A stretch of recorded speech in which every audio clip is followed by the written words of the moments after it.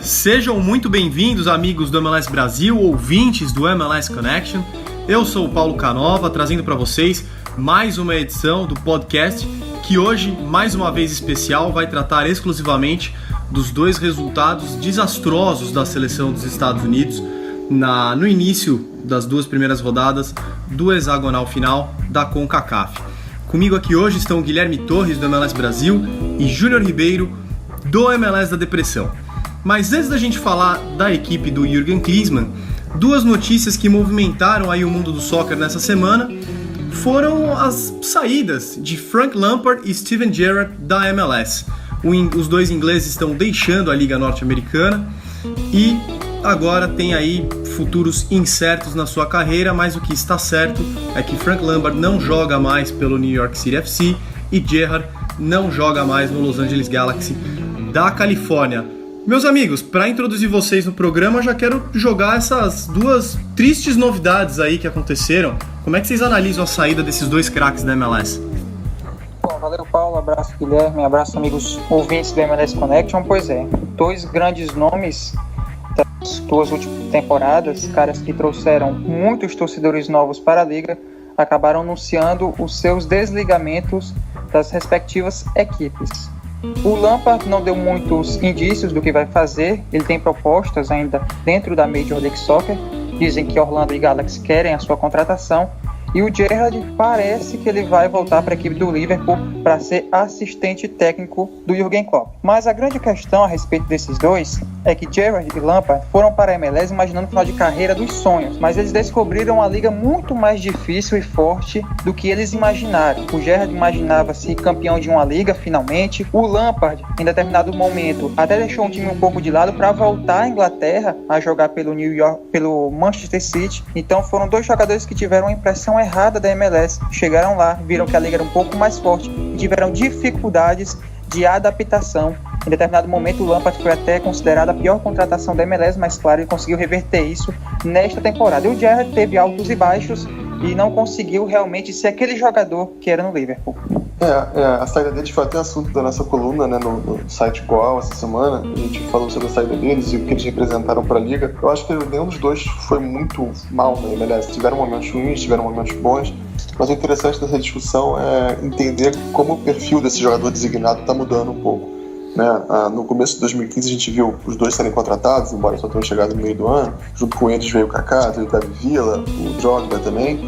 E parece que essa geração de craques já em fim de carreira está um pouco com os dias contados na MLS. A gente vê que de lá para frente os jogadores designados contratados por algumas das franquias, os que tiveram melhores resultados, que se renderam mais, foram jogadores um pouco mais jovens, ali nos finais dos 20 anos, 28, 29, 30, como o Jovinho, como o Giovanni dos Santos, como o próprio Piatti, agora o Lodeiro no Sounders. Parece que os times da MLS agora estão voltando sua atenção mais para jogadores nessa faixa etária, que ainda tenham alguns anos de bom futebol, de contribuição, que possam realmente fazer diferença ainda por algum tempo, e não venham para cá para jogar um ano e meio, simplesmente para encerrar a carreira e, evidentemente, trazer os holofotes como os dois trouxeram. Então, muda um pouco esse conceito, acho que a passagem deles marca bastante isso. E vamos ver como é que acontece aqui da agora para frente, como é que vai ser a postura das principais equipes buscando jogadores nessa posição de jogador designado. Agora, eu tenho uma dúvida em relação às equipes que estão aí ficando desfalcadas com a saída dos dois ingleses. O LA Galaxy nem tanto, ele tem peças de reposição e tem jogadores que podem vir do banco e ainda exercer uma função, tem outros jogadores considerados titulares que jogam em 2, 3 posições e conseguem se movimentar bem ali pelo meio de campo. Mas o New York City nem tanto, né? É uma equipe nova que não tem banco de reserva e ainda hoje teve a notícia de que o Iraola, o lateral direito, está se aposentando, o ex-jogador do Atlético de Bilbao. New York City vai sofrer com peças de reposição, né? Eu queria que vocês comentassem um pouco sobre isso também. E o LA Galaxy nem tanto, mas focando na equipe de Nova York, como é que vocês projetam o futuro dela e a movimentação do mercado aí para 2017? Bom, New York City não tem tanto o que reclamar. Vai ser uma chance para o time de buscar um novo grande jogador. Tem ainda o Pirlo, tem o David Villa, tem boas peças que não são jogadores designados. E o time realmente tem dinheiro para investir, tem bala na agulha. E pode com certeza trazer um jogador de grande nome da Europa. Eu vejo essa saída do Lampard e também a saída do Gerrard no LA Galaxy como oportunidades. São chances a essas duas equipes de buscarem novos jogadores, com esse mesmo perfil que o Guilherme falou, jogadores jovens, que tragam ainda mais anos para a Major League Soccer, que tenham ainda muitas temporadas pela frente. Então é uma oportunidade principalmente ao New York City, que tem dinheiro para contratar jogadores e que esse dinheiro faça um investimento em algum grande jogador da Europa que venha para repor essa saída do Lampard. Até pensando nessa temporada de 2016, né, falando do New York City, como você comentou, Paulo, eles acabaram formando um meio-campo até um pouco improvável. A gente chegou a discutir isso em alguns programas com Iraola, Pirlo e Lampard, ali Sim. na faixa mais central. Era uma coisa que tinha tudo para dar errado, acabou dando certo por algum tempo. Dessas três peças, aparentemente, eles só vão ter o Pirlo no ano que vem, né, até o momento, se ele realmente ficar, como parece que vai. Então eles vão ter, como o Júnior falou, a oportunidade de colocar outras peças ao lado dele, de repente até montar um meio campo mais rápido, mais funcional, que consiga trazer resultados melhores. O poder de investimento não falta para eles. É um clube que está numa cidade grande dos Estados Unidos, então há um interesse dos principais jogadores europeus, principalmente, mas também sul-americanos, de vir para os Estados Unidos e morar em Nova York, é uma oportunidade que poucos têm, senão ia estar seguindo essa carreira da vida profissional. Então acho que é um mercado bem atrativo e eles têm condições de fazer investimento alto para remontar esse meio campo aí com qualidade. Pois é, uma coisa que a gente tem certeza é de que os primeiros MLS Connections de 2017 vai ser muito divertido a gente brincar de Football Manager. Aqui a gente vai especular bastante o mercado e a gente vai ficar acompanhando de perto as principais movimentações aí do mercado da MLS. Vamos para o nosso assunto principal agora. Jürgen Klinsmann mandou muito mal nessa primeira rodada do hexagonal final. Estados Unidos perdeu para o México em casa por 2-0 e sofreu uma goleada inesperada da Costa Rica por 4-0. Vamos começar do começo, como diria o outro, né? Jogo contra o México, sexta-feira passada, os Estados Unidos jogou em Columbus, lugar onde nunca perdeu para a seleção mexicana, tinha 15 vitórias seguidas, se não me engano, no estádio do Columbus Crew.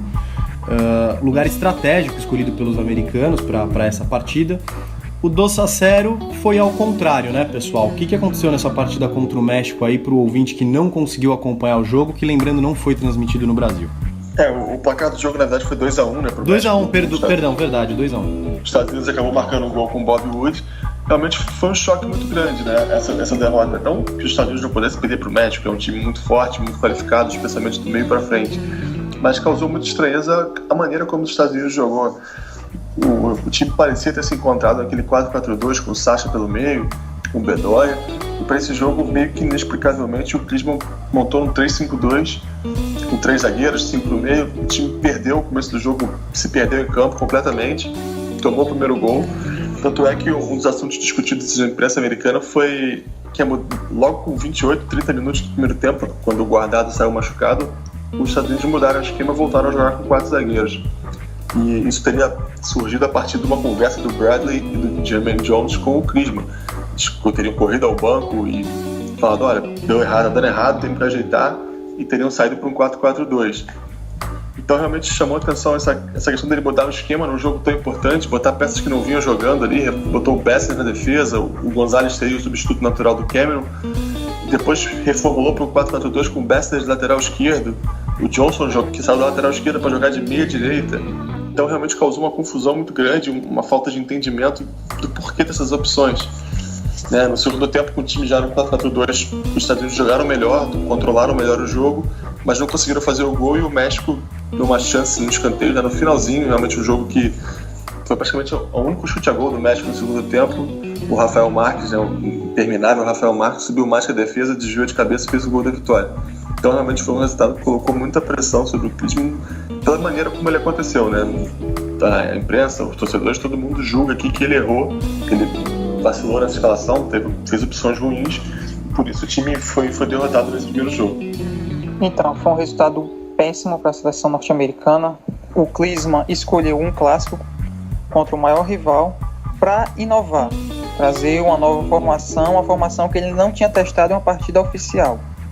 Colocou Gonzalez, Brooks e Bessler como 3 zagueiros, armou o Bradley ali na cabeça da área, colocou o Chandler como um ala direito e o Johnson como um ala esquerdo, e deixou o Pulisic e o Jones ali pelo meio com o Altidore e o Wood no ataque. Foi realmente uma escolha muito ruim. Inclusive, durante a partida apareceu no Twitter até um cara falando sobre o dadaísmo. Eram 2 técnicos com essa característica, né, o dadaísmo, onde você rompe as barreiras do tradicionalismo. Até o Osório mesmo entrou com uma formação muito diferente, 3-3-3-1, enquanto que o Klinsmann foi no 3-5-2. Mas foi uma escolha muito infeliz do Klinsmann. Aquele 4-4-2, com aquele losango em que muitas vezes o Bradley ficava ali como camisa 10, mais próximo ao atacante, poderia ser uma das soluções. Ou até mesmo um 4-4-2 padrão, com 2 linhas de 4. Eu acho que o conservadorismo nesse momento, nessa partida contra o México, poderia ser o ideal. Mas, na minha opinião, a grande verdade foi que a seleção dos Estados Unidos se deixou levar pelo oba-oba. 2-0, nunca perdemos para o México em Columbus em partidas válidas pelas eliminatórias. Nós estamos na nossa fortaleza, nós estamos no estádio do Columbus Crew, aqui nós mandamos, podemos jogar de qualquer forma que nós vamos vencer, e não foi isso que aconteceu. O México realmente soube aproveitar as suas oportunidades, venceu por 2-1, e claro, perder para o México não é nenhum absurdo, mas da forma com que foi, com os Estados Unidos tendo a chance de vencer a partida, tendo a chance de fazer uma boa apresentação, isso foi realmente muito impactante. O Lyon abriu o placar, o Wood empatou no segundo tempo e o Rafa Marques acabou desempatando na reta final. A grande nota de pesar foi a lesão do Tim Howard, que acabou deixando o gramado com uma lesão séria. Essa lesão impactou até mesmo no Colorado Rapids, que não vai ter o seu goleiro. Dizem que 4 meses afastado, vai voltar apenas em 2017. E o Guzan foi quem entrou e jogou o restante da partida. Então foi realmente uma noite terrível para a equipe norte-americana, iniciando aí essa fase muito ruim da equipe, que culminou, claro, com essa segunda partida contra a Costa Rica. E só lembrando a todos que os Estados Unidos agora ocupa a 6ª e última colocação das equipes que disputam o hexagonal final nas eliminatórias para a Copa do Mundo de 2018 e enfrenta agora o Panamá e Honduras, primeiro Honduras em casa, Panamá fora depois, apenas em março do ano que vem, então 2016, finalizada a temporada para a seleção dos Estados Unidos. Mas ainda não acabou, pessoal. O Júnior falava de vexame, que a derrota para o México não foi um vexame, pois é uma equipe forte e tem toda a história da rivalidade, mas a goleada para Costa Rica foi vexatória, né, Guilherme? Você que fez essa matéria para nós no MLS Brasil, conta pra gente o que aconteceu nesse jogo também. Sem dúvida, foi muito mais chocante até do que a derrota para o México. Os Estados Unidos chegaram a Costa Rica sem ter nunca vencido um jogo lá, então já sabia que seria um jogo complicado, mas ninguém esperava que as coisas acontecessem do jeito que aconteceram, né?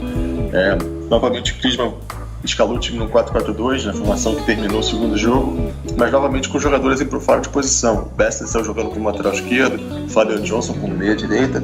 O time estava meio bagunçado no primeiro tempo e acabou tomando gols na velocidade da Costa Rica, né? O primeiro gol até curioso, 2 jogadores que jogam no MLS, o Bolanhos, que fez o cruzamento, e o Venegas, que joga no Montreal, o Bolanhos é do Vancouver, que fez o gol de cabeça. Depois os Estados Unidos tentaram sair mais para o jogo, acabaram tomando o segundo gol e no final se abriram completamente, se desestruturaram, perderam até aparentemente o interesse pelo jogo, tomaram gols bobos e acabaram perdendo por 4-0. E mais uma vez, o Klinsmann teve pouca condição de mudar os erros que ele teve no começo do jogo. A Costa Rica aproveitou muito bem os espaços e aí talvez até um pouco influência da escalação ruim, da má formação que o time teve. Alguns jogadores tiveram atuações individuais péssimas, né? Alguns jogadores que vinham bem, o Brooks, que talvez tenha sido um dos melhores zagueiros da Copa América, o melhor zagueiro americano sem dúvida, teve uma atuação muito ruim, praticamente entregou o terceiro gol o segundo gol, pro Venegas, não, o terceiro gol pro Joel Campbell, falhou em outros gols também. O Omar Gonzalez foi muito criticado pelo primeiro gol, que ele vai praticamente caminhando para tirar o espaço do Omar Gonzalez, do Bolanhos, do cruzamento. Então realmente foi um time sem atitude, um time um pouco complacente em campo e acabou sofrendo com seus erros e com sua aparentemente falta de interesse, né? Isso chamou muita atenção. Depois que o jogo estava 2-0, realmente parece que os Estados Unidos se desligou do jogo e acabou tomando mais 2 gols. Realmente poderiam perfeitamente ter sido evitados se o time tivesse minimamente mais atento. Júnior, alguma impressão a mais sobre essa derrota vexatória dos Estados Unidos? Olha, foi realmente uma situação muito complicada para os Estados Unidos. Jogar lá na Costa Rica é realmente muito difícil. 10 jogos para os Estados Unidos, uma vitória, um empate, 9 derrotas, 7 gols marcados, 24 gols sofridos, isso após essa derrota por 4-0. Eu não esperava uma goleada, eu realmente sabia que seria um jogo difícil. Antes mesmo das duas partidas, quando a tabela foi revelada, seriam os 2 jogos cruciais para iniciar a caminhada de maneira regular, iniciar com bons resultados. Mas os Estados Unidos realmente saem com 2 derrotas. E uma derrota dessa é realmente acachapante e coloca realmente o Klinsmann numa situação complicada. Todo mundo está querendo a cabeça dele, a federação tentando se desvencilhar da imprensa, dos torcedores.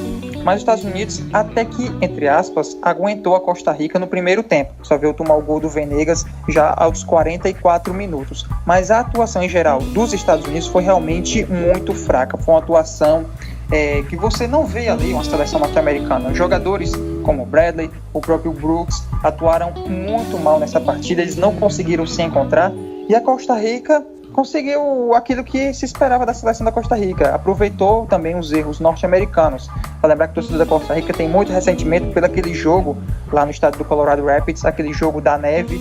Os torcedores, os jogadores costarriquenhos, a comissão técnica, todo mundo lá da seleção da Costa Rica tem realmente um receio, tem realmente um algo a mais quando joga contra os Estados Unidos. Por conta daquela partida ficou um ressentimento muito grande. Mas sobre a formação, o Klinsmann dessa vez não inventou, não criou uma formação nova, foi com um 4-4-2, 2 linhas de 4, com Bradley e Jones jogando na volância, com Johnson e Pulisic pelo lado. Mas isso realmente não resultou em nada.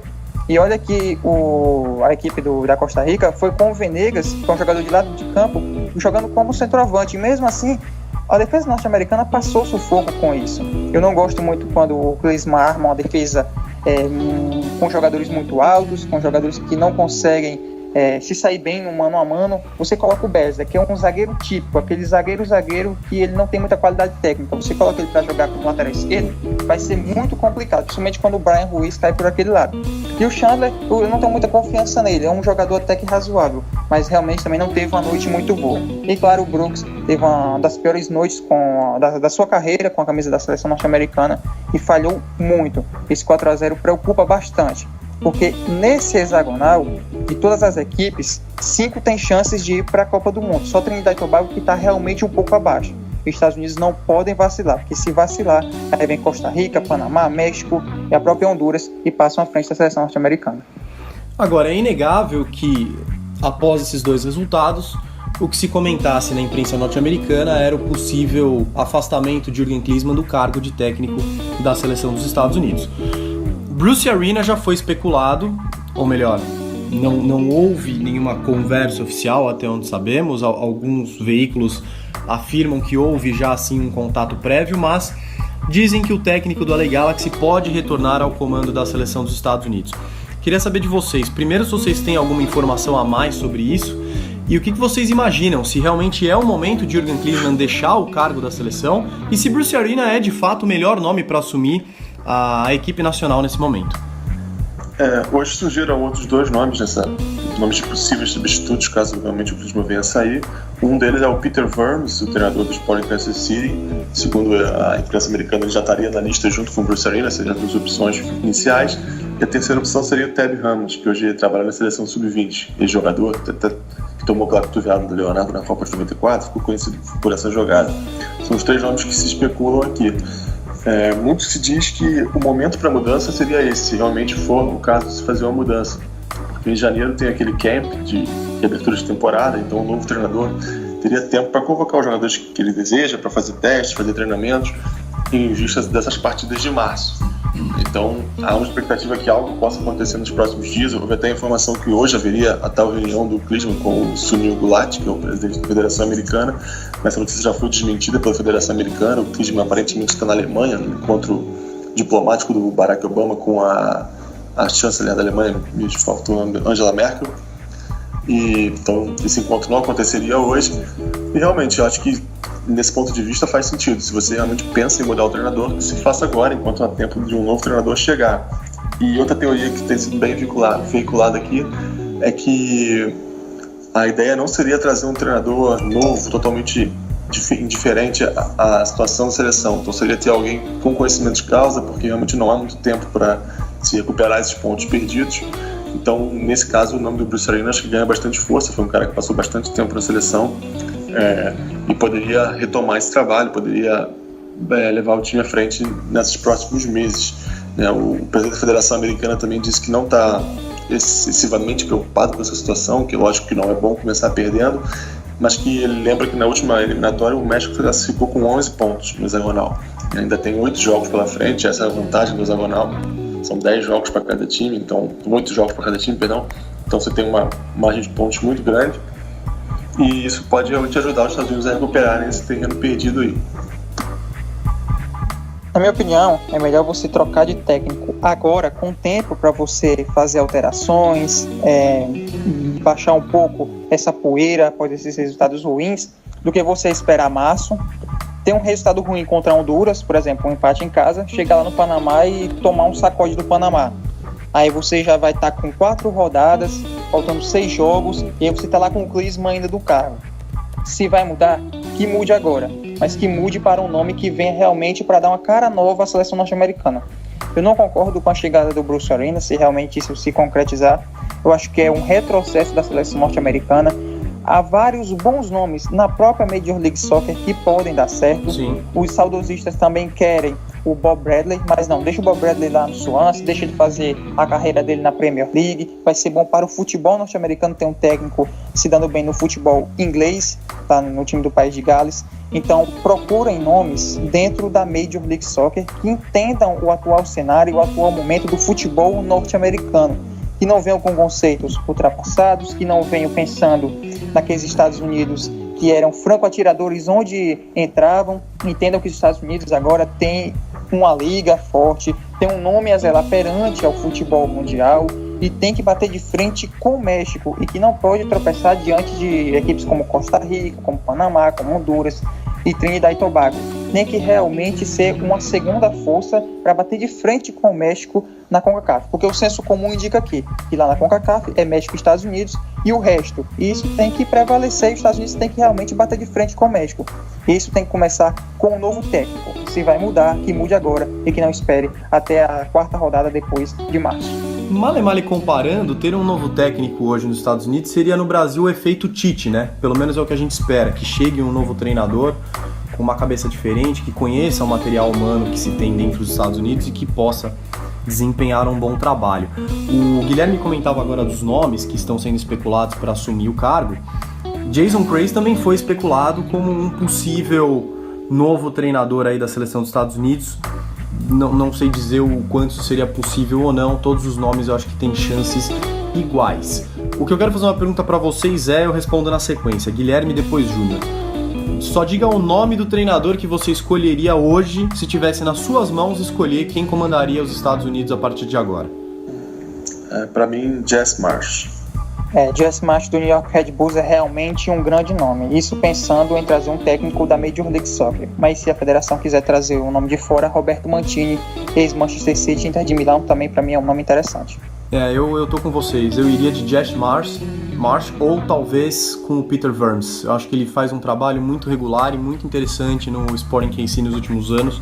A gente fala pouco do Sporting KC porque é sempre uma equipe que vem na miúda, né? Vai conquistando suas vagas aqui e ali, sempre com boas campanhas, a gente acaba falando pouco, mas é uma equipe que tem um trabalho a ser valorizado. Aproveitando que a gente está falando de seleção, o Evandro Júnior mandou pergunta via Facebook pra gente e ele pergunta: a exemplo dos jovens Pulisic do Borussia e Carter Vickers do Tottenham, existem outros jogadores de 16 ou 17 anos que estão se destacando e que podem ser promessa da seleção? De fato, eu só conheço o Pulisic, né, que realmente aparecem e que tem destaque internacional, e o Julian Green. Vocês por acaso veem algum outro nome que possa aparecer aí como eventual promessa americana? Tem um jogador que é bastante especulado, que é o Andrew Carleton, que foi contratado pela categoria de base do Atlanta United, já vai estar no elenco do Atlanta United no ano que vem, na estreia da MLS. Confesso que eu nunca o vi jogando, mas ele joga nas seleções de base dos Estados Unidos, ele tem 15, 16 anos, se não me engano é o capitão da seleção sub-16, alguma coisa do tipo. É um nome que realmente eles apostam bastante pro futuro aí. Confesso que eu nunca ouvi jogando, mas é um nome que é bastante especulado como um possível jogador para daqui a alguns anos estar na seleção. Olha, jogador de 16, 17 anos realmente é muito difícil. O Pulisic apareceu porque ele é um jogador que está na Europa, mas nos Estados Unidos é realmente muito complicado você achar um nome com essa idade. Concordo com vocês. Por enquanto, então, Evandro, ficaremos com essa promessa aí que o Guilherme trouxe pra gente, com o Pulisic, com o Carter Vickers, e por enquanto são esses jovens que, quem sabe um dia aí, vestirão a camisa dos Estados Unidos. Bom, na verdade temos mais algumas perguntas aqui. O Leandro Santos, ele pergunta: com a saída do México na Libertadores, os times da MLS têm chance de disputar um torneio sul-americano? O que vocês acham, pessoal? Não é de hoje que falam dos times da MLS disputando uma Libertadores. Eu acho que isso não vai acontecer dessa vez, né? Eu acho que tá bem próximo do começo da próxima Libertadores, então fazer esse ajuste seria bem complicado. Há sempre aquela questão das viagens longas, né? Os times da América do Sul sempre reclamam bastante de ir ao México jogar, então eu acho que o mais provável é que nesse primeiro momento, pelo menos, é que seja redistribuído essas vagas entre as equipes da América do Sul e talvez no futuro seja criado um torneio maior envolvendo os mexicanos e os americanos, os canadenses. Até a Federação Mexicana, quando saiu essa notícia da saída das equipes, chegou a cogitar essa hipótese, propor, dizer que seria o modelo ideal, mas acho que para esse ano que vem, acho pouco provável que essa mudança se dê dessa forma. Júnior, o John Torcato, ele pergunta: com o crescimento da MLS, está diminuindo o interesse das novas promessas americanas de jogar na Europa? O que você acha? Não, acho que não. Acho que todo garotinho que sonha em jogar futebol, ele pensa em jogar na Europa, nos grandes clubes, principalmente nos Estados Unidos, onde a Premier League, principalmente, é uma das grandes influências. Então o garotinho, quando está crescendo, ele realmente almeja chegar além da seleção, jogar um grande clube da Europa, para representar o seu estado, o seu país e tudo mais. Eu acho que a grande diferença é que esses jovens jogadores estão começando a pegar paixão pela liga interna. Então eles querem realmente dar sua contribuição para a Major League Soccer e depois partir para a Europa. Essa fase de Pulisic, de Carter Vickers e de outros jogadores talvez seja a última em que jogadores com 16, 17 anos já estejam na Europa. Acho que a partir de agora os jovens jogadores vão passar 2, 3 anos na MLS e depois sim é que vão para o velho continente. Bom, para finalizar, o Gabriel Rocha tem uma pergunta bem interessante aqui e acho que a gente vai usar a NFL como exemplo para responder, mas vamos lá. Com um crescimento cada vez maior de público nos estádios da MLS, me pergunto se alguma hora eles se tornarão inviáveis, isto é, a maioria tem capacidade de até 20 mil pessoas, 25 mil mais ou menos, mas o público só aumenta e isso logo será um problema. Qual seria uma possível solução caso um dia o público em cada jogo ultrapasse além da capacidade dos estádios? Olha, eu não vejo isso como um problema, até porque as equipes vêm constantemente reformando e construindo novos estádios. E temos sempre aí os estádios da NFL como exemplo para ter uma capacidade gigantesca. O Century League Field é um exemplo de que a capacidade ela pode ser aumentada. O Estádio Olímpico, onde o Montreal vai jogar a final da Conferência Leste também. Mas queria saber de vocês, pessoal, respondendo a pergunta do Gabriel. Eu acho que já está havendo, né, esse movimento de estádios novos, principalmente. A gente vê as franquias que estão entrando na MLS, por exemplo, o Atlanta United, exatamente o exemplo que você citou. Tem uma parceria com a Atlanta Falcons, do mesmo grupo comercial. Foi construído um estádio com capacidade máxima para 60 mil, 65 mil. O estádio de Minneapolis também é bem grande, o estado de Los Angeles FC também é enorme. E outros times estão pensando em estádios novos, né? O DC United está já em andamento, seu estádio novo. O Columbus Crew está começando a pensar num estádio maior, já fez uma pesquisa com seus torcedores para saber se é isso mesmo o caminho que o clube vai seguir. Eu acho que o Orlando é um exemplo, é o único exemplo no sentido oposto. Ele está saindo de um estádio grande, que na verdade não era dele, para um estádio próprio, que é menor, mas super tecnológico, que vai estar já disponível no ano que vem. E outros clubes estão ampliando seus estádios, né? O Portland Timbers vai ampliar, o FC Dallas ampliou, está em obras para ampliar recentemente. Então, a tendência é que aos poucos os clubes vão se adequando a esse aumento de público, até porque acontece de uma hora para outra, né? Uma média de público não aumenta 10 mil pessoas de um ano para o outro. É mais gradual esse processo, então os clubes vão sentindo e vão se adaptando a essa nova realidade. É basicamente isso. O Toronto FC é o grande exemplo, né? BMO Field é no estádio, vamos dizer assim, normal, e o Toronto conseguiu ampliar o estádio, agora coloca 30 mil pessoas. Então basicamente vai acontecer isso. Aquelas equipes que já possuem estádio próprio, se for um estádio moderno, eles vão reformar e ampliar sua capacidade. Se não for, como é o caso do Columbus Crew, eles vão buscar outro estádio, vão construir uma nova arena, como o Orlando City está fazendo, mas tem um estádio próprio com relação ao antigo Citrus Bowl. Mas é basicamente isso, ou reforma para ampliação ou constrói um novo estádio. E isso é muito legal, mostra que a liga está crescendo, mostra que o público está realmente interessado em ir ao estádio, e quem cresce com isso é a Major League Soccer e são os clubes. Respondidas as perguntas aí, pessoal, muito obrigado pela participação.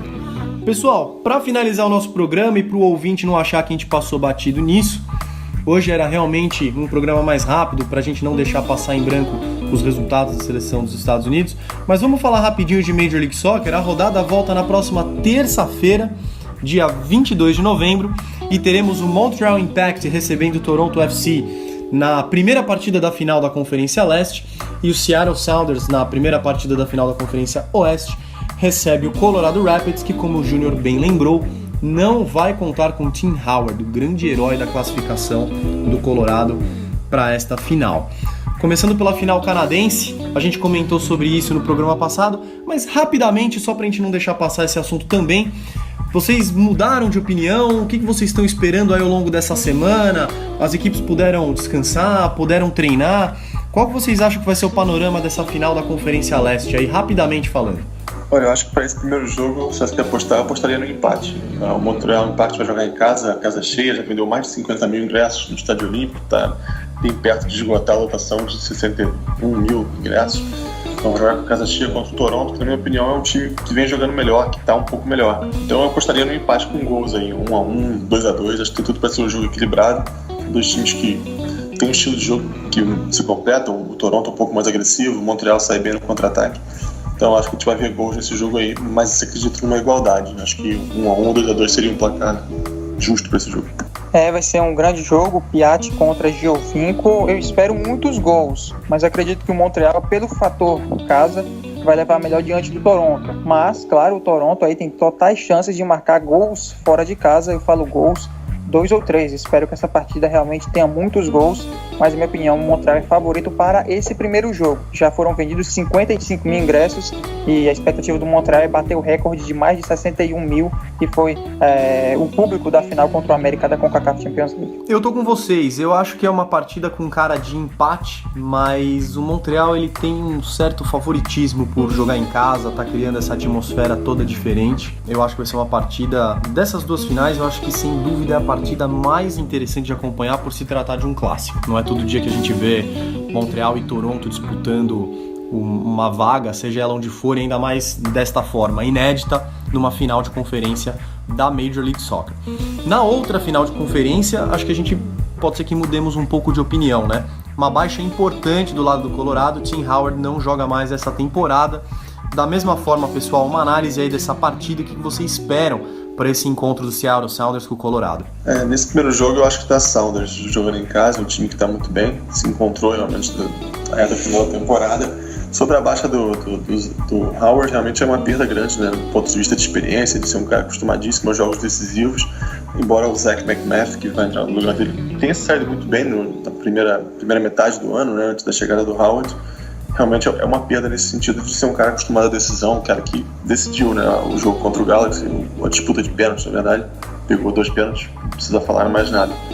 Mas para esse primeiro jogo eu acho que o Sounders ganha, talvez 2-1 ou 1-0. Acredito numa vitória razoavelmente apertada, porque o Colorado se defende muito bem e certamente nesse jogo vai fazer da defesa a sua principal arma. Então acho que o 1-0 ou 2-1 para o Sounders seria o placar que eu apostaria. O Colorado tem que sobreviver a esse primeiro jogo, né? O jogo no CenturyLink Field é sempre difícil de jogar, gramado sintético. Mas é aquela questão, tem que fazer como fez contra Los Angeles Galaxy, tem que sobreviver. Se tomar 2-3 como o Dallas sofreu, aí praticamente dá adeus à MLS Cup, a esse desejo de ir à final da Major League Soccer. Mas basicamente é isso, tem que sobreviver, se perder de pouco. O essencial é marcar gol fora de casa para decidir em casa na outra semana. E mais um detalhezinho sobre esse jogo, Paulo, para completar, o jogador que pode ser que não jogue do Colorado é o Gasti, né, que fez aquele golaço contra o Galaxy, machucou o pé, ainda está em dúvida se ele joga esse jogo. O técnico do Colorado disse que não tem certeza, que é mais provável que ele jogue o segundo jogo, o jogo de volta, mas para esse primeiro ainda está em aberto, se ele realmente vai ter condições ou não. E também tem o Morris, né, do lado do Seattle, não se sabe se ele vai começar jogando por conta da lesão muscular que ele teve. Pode ser uma partida com muitas baixas, né, dos dois lados, mas eu concordo com o que vocês estão falando. Eu acho que o Colorado ele tem muito que aprender com o FC Dallas. Não pode ser uma equipe que vai chegar lá e se dar o luxo de sofrer gols se quiser chegar na MLS Cup e brigar aí por mais um título da MLS. O Seattle Sounders é perigoso em casa, sim, e vai pra cima. Com o Morris ou sem Morris, isso é uma característica da equipe, a gente sabe. O Colorado ele precisa ficar de olho, não pode sofrer muitos gols, porque acho que vai ser inevitável não sofrer um gol pelo menos, e se possível empatar essa partida para decidir em casa. Vai ser uma partida, claro, não é um clássico como a final da Conferência Leste, mas também pela magnitude, pelo tamanho das duas equipes, vai ser uma partida muito interessante de se acompanhar. Se eu fosse o Colorado Rapids, eu sentava numa salinha ali na véspera do jogo e assistia de novo a goleada que o FC Dallas tomou para não cometer os mesmos erros. Acho que é fundamental isso para o Colorado nesta etapa. Pessoal, queria agradecer vocês pela participação. Hoje o programa foi bem curtinho mesmo, só para não deixar o nosso ouvinte essa semana sem o MLS Connection. E na semana que vem nós vamos voltar com o que de melhor aconteceu nas primeiras partidas das finais da Conferência Leste e Oeste da MLS. Lembrando que as partidas acontecem na próxima terça-feira, 22 de novembro. Júnior, obrigado pela participação, cara. E Guilherme, o que você vai falar? Só queria dar mais um lembretezinho, que essa semana o Atlanta United, que a gente falou mais cedo do Carleton, lançou seus uniformes para essa próxima temporada, uniforme predominantemente vermelho e preto. Até o Júnior falou lá no Twitter da MLS, a depressão que parece o uniforme do MetroStars, do time de Nova York. Então, quem gosta de ver os uniformes da MLS, que dê uma passadinha lá no nosso site, a gente tem a matéria lá com fotos, vídeo. Quem quiser curtir os uniformes e dar sua opinião, tá lá aberto para vocês. Já que você entrou com a informação, Guilherme, se despede aí do nosso ouvinte também. Então, Paulo, mais uma vez um prazer participar aí. Essa semana que não foi tão boa, né, pro futebol aqui nos Estados Unidos, com derrotas complicadas da seleção, mas a gente tem a perspectiva de que vai melhorar na próxima semana, com a MLS voltando, jogos bem interessantes, então não deixe de acompanhar que tem muito mais novidade aí pra vir nas próximas semanas. Júnior, agora sim com você. Valeu, meu amigo. Obrigado pela participação. Valeu, Paulo. Abraço, Guilherme. Forte abraço a você, amigo ouvinte do MLS Connection. E lembrando que começou aquele período de bastidor, né? Equipes da Major League Soccer buscando manter seus jogadores, contratações. DC United contratou em definitivo o Luciano Acosta, do Boca Juniors. O Sporting KC renovou seu contrato com o Benfica Haber por mais 2 anos. E até vários clubes contratando, vendendo jogadores, reassinando. Teremos também vários aí processos, vários drafts aí que envolvem equipes da Major League Soccer. O amigo ouvinte vai ficar ligado aqui. É isso aí, vai ficar ligado e você já sabe. O canal onde você encontra todas essas novidades, fotos das novas camisas e agora as movimentações do mercado da bola é o mlssoccer.com.br, o maior portal da América Latina a falar de soccer exclusivamente em português. Mais uma vez, muito obrigado pela audiência e na semana que vem estaremos de volta. Eu sou o Paulo Canova e um abraço a todos. Fui!